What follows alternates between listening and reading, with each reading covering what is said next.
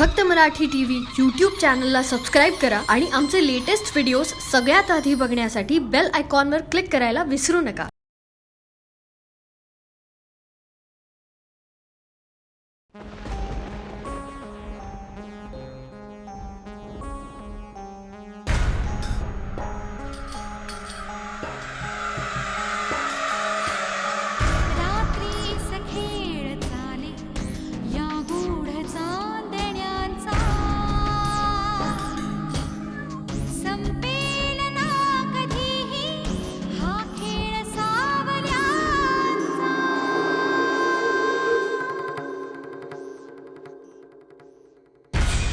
चंद्रना स्वयंभूरवी तेजवाहतो हा ग्रहणात सावल्यांचा अभिशाप भोगतो हा प्रीती सहोई साक्षी हा दूत चांदण्यांचा संपेल ना कधीही हा खेळ सावल्यांचा.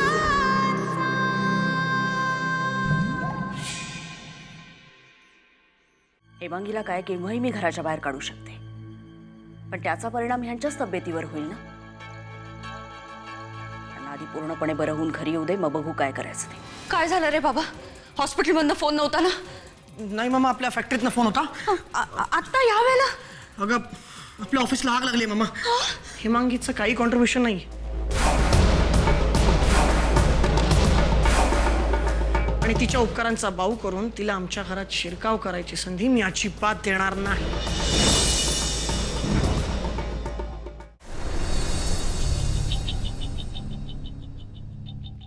सर कसे आहेत? Is he fine now? Yeah, he's all right, but But what, doctor? Why are you so confused, doctor? What's the matter? excuse me. Yes doctor. काल मिस्टर राजवाड्यांजवळ एक मुलगी थांबली होती, ती कुठे आहे? माहित नाही, ती तर रात्रीच निघून गेली. निघून गेली? कुठे निघून गेली? आणि तुम्हाला काही सांगितलं नाही? नाही, त्या खूप घाईत होत्या. मी त्यांना विचारलं की एवढ्या रात्रीच्या तुम्ही कुठे चाललात, पण काही एक उत्तर न देता त्या तडक निघून गेल्या. बट डोंट वरी डॉक्टर, मी रात्रभर पेशंटजवळ स्वतः थांबले होते. थँक्स.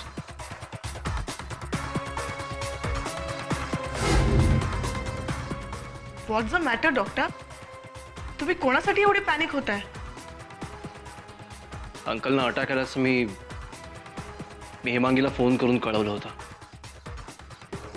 पण त्यावेळेस ती माझ्याशी अशा पद्धतीनं बोलली होती की जणू यांच्या तब्येतीशी तिला काही देणं घेणंच नाही आहे. काय सांगताय डॉक्टर? आणि काल ती स्वतःहून परत इथे आली. अंकलची कंडिशन बघून तिला वाईट वाटल्याचंही दिसलं. पुन्हा तुम्हाला सोडून कधी कुठेही जाणार नाही असं काहीतरी पुटपुटत होती आणि अचानक कोणालाही न सांगता ती कुठे गेली असेल. मुख्य म्हणजे का गेली असेल?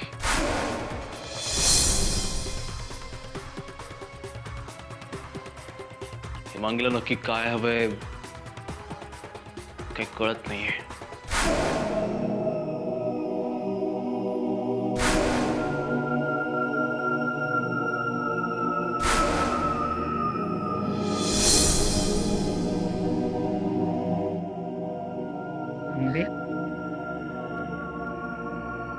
ऑफिस फॅक्टरीच्या एका कोपऱ्याला आग लागली. ही आग हेमांगीने लावली असं श्रीरामला वाटतंय. मला कळत नाही हेमांगी कशाला आग लागेल. पहिली गोष्ट, तिने जर आग लावली असेल तर तिचा हेतू काय त्यामध्ये. दुसरी गोष्ट, तिने जर ही आग लावली नाही असं गृहीत धरलं तर मग मध्यरात्री माहीला हॉस्पिटलमध्ये एकट्याला सोडून हेमांगी का गेली आणि कुठे गेली.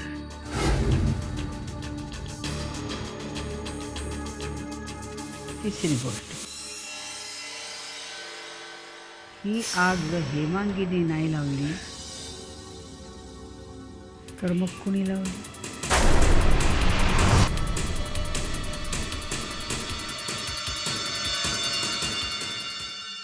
एका क्षणात माझ्या स्वप्नांची राख रांगोळी झाली. मला माझे खरे वडील आकस्मितपणे मिळाले. या धक्क्यातून सावरते ना सावरते तोच त्यांनी माझ्या आईचा खून केलाय हे सत्य डोळ्यासमोर आलंय. काय करावं काहीच सुचत नाहीये. बेटा, मलाही हे सत्य पचवणं फार कठीण आहे. तुझा जन्म झाल्याबरोबरच माझ्या बायकोनीही एक मेलेल्या मुलाला जन्म दिला होता. त्याला काय उत्तर देऊ माझी बायकोला हेच विचार करत होतो.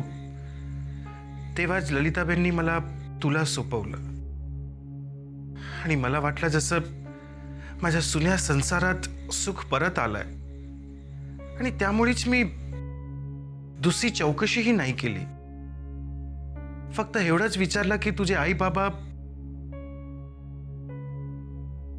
आणि ते म्हणाली की दोघंही वारले.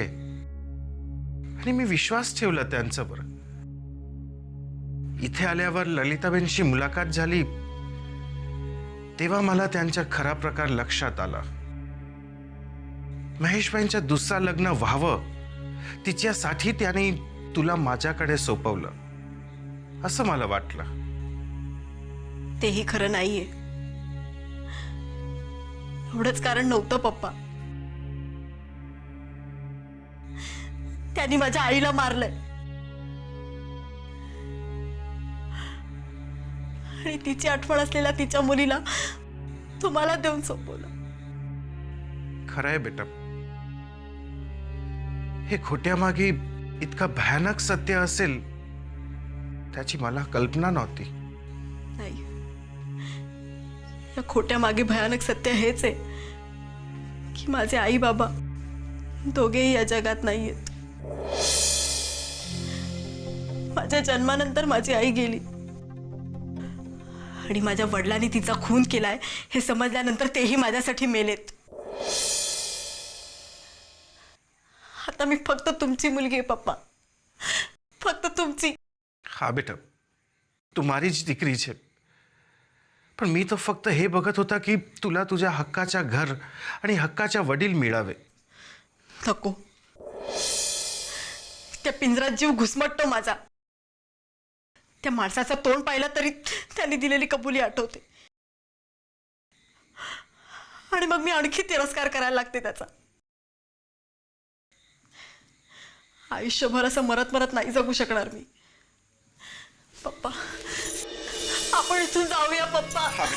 मला इथे नाही राहायचंय. आपण आपलं पुरात उद्ध्वस्त झालेलं घर पुन्हा नव्याने उभारूया. पण मला इथे नाही राहायचंय पप्पा, मला इथे नाही राहायचंय.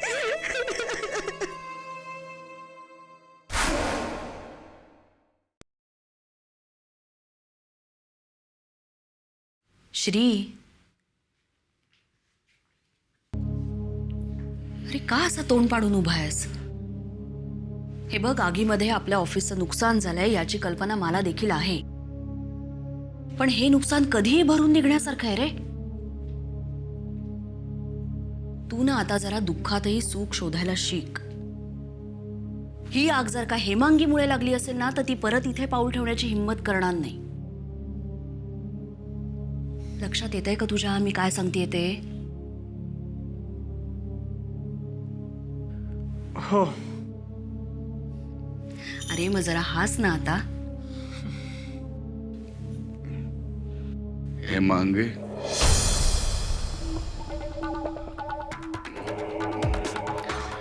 बेटा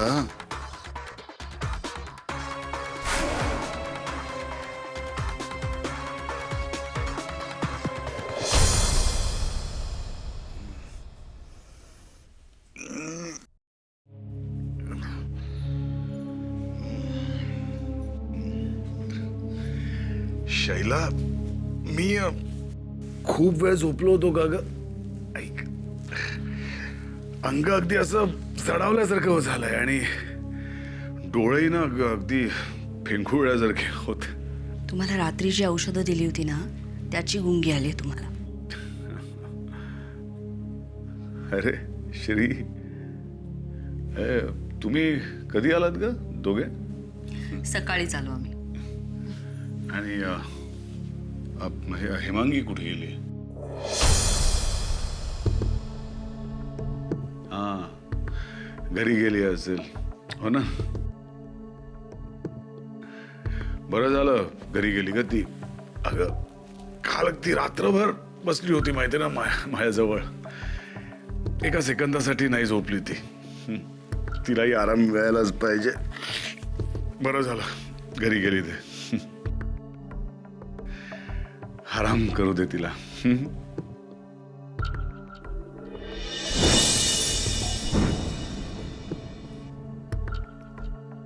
काय झालं शैला? तुम्ही गप्प का आहात? वेल हेमांगी इथून निघून गेली डॅड. हा? हो तसं नाही हो. रात्रभर इथे बसली होती ना, धावपळ झाली आहे तिची. दमली आहे बिचारी, घरी गेली आता. आणि आता तुम्ही कसले विचार करू नका. तुम्ही जर आता लवकर बरे व्हा. तुम्हाला मला लवकर बरं झालेलं बघायचं. शैला, मला खात्री होती की तू हेमांगीला नक्की ऍक्सेप्ट करणार. हेमांगी आहेच तशी गुणी. आणि हरिबाईंनी तिच्यावर खूपच चांगले संस्कार केले ना शैला. मला खरंच सांग, तुला ही हेमांगी आवडते बरोबर ना?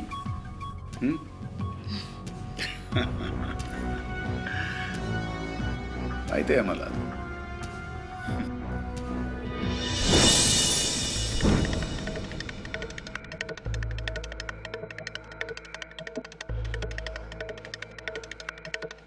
अंबे अंबे अंबे अंबे, अगं आनंदाची बातमी आहे. हेमांगी आणि तिच्या दत्तक बापाचा अजूनही ठाव ठिकाणा लागलेला नाहीये. बहुतेक आपल्या आयुष्यात त्यांचं तोंड बघायची पाळी यायची नाही. तोंड गोड कर, तोंड गोड कर, अगं तोंड गोड कर, तोंड गोड कर.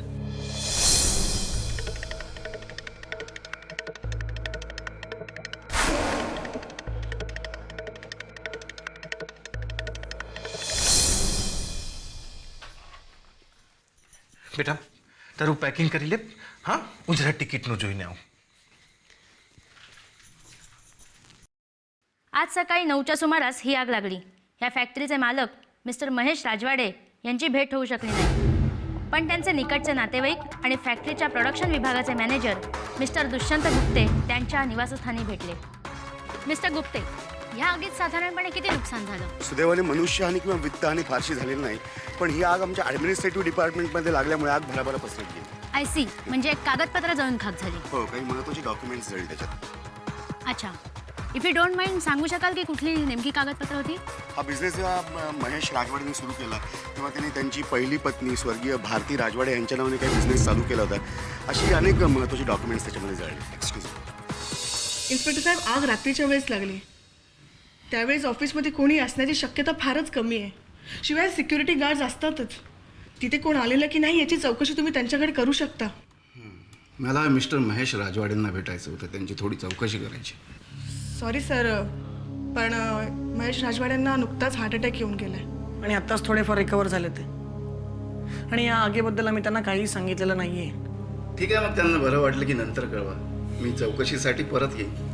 इन्स्पेक्टर साहेब, या आगीमुळे आमचं खूप नुकसान झालंय. महत्त्वाचे कागदपत्र जळून खाक झालेत. त्यामुळे ही आग कशी लागली याची माहिती काढणं फार गरजेचं आहे. हे बघा, आम्ही आमच्या परीने गुन्हेगाराला शोधण्याचा प्रयत्न करतो. तुमचा जर कोणावर संशय असेल तर तुम्ही तसं सांगा, म्हणजे तपासाची दिशा निश्चित करता येईल. इन्स्पेक्टर साहेब, योग्य ते पाऊल उचललं तर तुम्ही तिला नक्कीच पकडू शकाल. तिला म्हणजे या आगीच्या पाठी पुन्हा बाईचा हात आहे असा तुमचा संशय आहे का? नाही, संशय वगैरे असं काही नाहीये, पण ह्यामागे एका पुरुषाचाच हात असेल असंही नाहीये ना. मी पुढच्या तपासासाठी निघतो. मिस्टर राजवाडेंना बरं वाटल्यानंतर मला नक्की कळवा.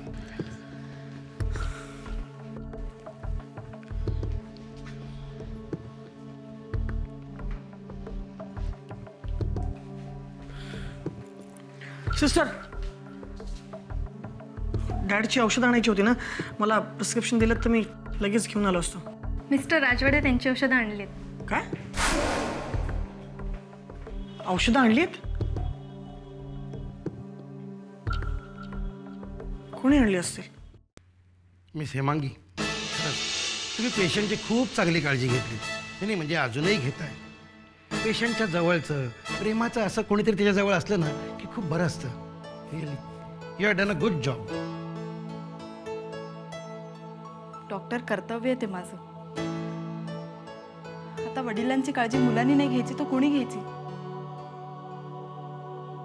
शेवटी वडील आहेत ते माझे. तुम्ही काळजी करू नका, मी आहे इथे. मी आता ठरवलंय, मी इथे राहून त्यांची काळजी घेईन, सेवा करेन. खरंच या बाबतीमध्ये मिस्टर राजवाडे नशिबानच म्हटले पाहिजेत. कारण तुझ्यासारखी काळजी घेणारी मुलगी केवळ नशिबानेच लाभते, नाही का? महेश भाईनी आयुष्यात फार पुण्य केले, त्यारे तो भगवाने हेमांगी जशी मुलगी दिली आहे त्यांना. स्टॉप दिस नॉनसेन्स.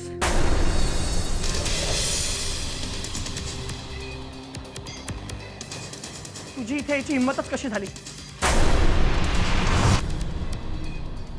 आधीच आमच्या घरचे आमच्या फॅमिलीचं भरपूर नुकसान करून झालंय, तुझं मन नाही भरलं अजून? सांग ना, तू परत का आली आहेस? अगं आता का आमच्या डॅडचा जीव घ्यायचा विचार आहे तुझा? तुझ्यासारखी मतलबी मुलगी मी आजपर्यंत नाही पाहिजे. जान्हवीला फसवलंस, तुझ्या जाळ्यात अडकवलंस तू, आमच्या घरात शिरायचा कट रचलास. डॉक्टर, मी तुम्हाला विचारतो, पेशंट इतका सिरियस असताना त्याच्याजवळ फक्त जवळची लोक राहू शकतात ना, मग ही दोघं काय करतायत इथे? तुम्ही या दोघांना इथे थांबूच कसं दिलं? लिसन मिस्टर राजवाडे, मला काही ऐकायचं नाहीये डॉक्टर. डॅडच्या परिस्थितीला हे दोघंच जबाबदार आहेत. आता काही बरं वाईट झालं तर कोण जबाबदार? तुम्ही? एक मिनिट, उगीच आरडाओरडा करू नका. मी केवळ पेशंटच्या हट्टापायीच त्यांना इथे बोलवलंय आणि त्यांना आता परत पाठवलं तर कदाचित मिस्टर राजवाड्यांना आवडणार नाही. केवळ त्यांच्याकडे बघून मी गप्पा बसतो, पण आता मला काहीतरी केलंच पाहिजे. Mister Shrirang Rajwade, you better leave right now. माझ्या पेशंटच्या बाबतीत मी कोणतीही रिस्क घेऊ शकत नाही. तुमचा ओरडाओरडा ऐकून माझा पेशंट डिस्टर्ब होऊ शकतो. नुकतंच त्याला औषध दिलंय म्हणून त्याला झोप लागली आहे. आणि असंही आमच्या हॉस्पिटलमध्ये असा हंगामा करणं आमच्या हॉस्पिटलच्या शिस्तीला धरून नाही आहे. मी तुम्हाला पेशंट जवळ थांबायची परवानगी देत नाहीये. सो प्लीज तुम्ही बाहेर जाऊन लॉबीत थांबू शकता. Come on please, please come on, come on.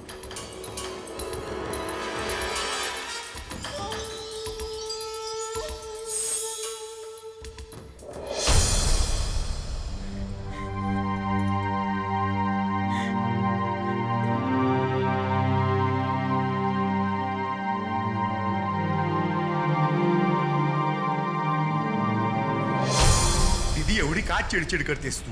असं काय केलंय मी? आता काय केलंय म्हणून तू मलाच विचारणार आहेस का? यांनी फॅक्टरी त्यांच्या पहिल्या बायकोच्या नावाने सुरू केली होती, हे टीव्हीवर सांगण्याची गरज होती का तुला? हे बघ, आगीत जळून काय काय खाक झालं हे रिपोर्टरनी विचारल्यानंतर सांगायला नको? अरे पण म्हणून मेलेले मुर्दे उकडून काढायचे का आता? काय गरज होती तुला? यांच्या पहिल्या बायकोमुळे किती प्रॉब्लेम क्रिएट होतात समजत नाही का रे तुला? दीदी, तू उगाच बिचाऱ्याला दोष देतेस आणि ते हेमांगीचाही दुस्वास करतेस. आता तर हाकलून दिलेस तिला घरातून. अरे माझ्यावर आता बेघर व्हायची वेळ आलीये तरी तिला आता देवाऱ्यात बसवते आणि पूजा करते तिची. हो मॉम्स, मामा बोलतोय ते अगदी बरोबर आहे. हेमांगीसाठी आपण सगळ्यांनीच घर सोडून जायला हवं. आपण फुटपाथवरती राहू ग, पण डॅडच्या फर्स्ट वाईफच्या फर्स्ट चाइल्डनी याच घरात राहायला हवं, नाही का? हे घर तर तिचंच आहे, आपलं नाहीये. झालं, काय बोलतोस तू हे? अरे काय झालंय काय तुम्हाला? का रागराग करता एवढा तिचा? आता तर ती घर पण सोडून गेली बिचारी. अशी कशी जाईल ती बिचारी? ती गेली तर डॅडवर आणि डॅडच्या प्रॉपर्टीवरती कोण हक्क गाजवेल? म्हणजे परत आली ती? हो, परत आली आहे. नुसतीच परत नाही आली आहे, तर डॅडवर सुद्धा तिने आता हक्क गाजवायला सुरुवात केली. तुला सांगतो मॉम्स, पहिले माझा या गोष्टींवरती विश्वास नव्हता, पण आता मलाही पटायला लागला. त्या हेमांगीला नक्कीच छटोटोणा किंवा करणी करतायत असं.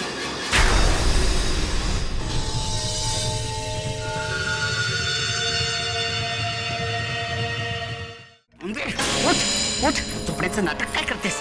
उठ. मला एक सांग, जेव्हा जान्हवी मला भारतीच्या फोटोबद्दल सांगत होती तेव्हा तू घाईघाईत निघून का गेलीस तिथून? काय लपवतेस तू माझ्यापासून? तुला माहितीये भारतीचा फोटो कुठे आहे ते? झोपू नकोस, उठ. सांग मला. अगं त्या फोटोची विल्हेवाट लावणार होतीस तू, काय झालं? लाव त्याची विल्हेवाट. कुठे आहे तो फोटो?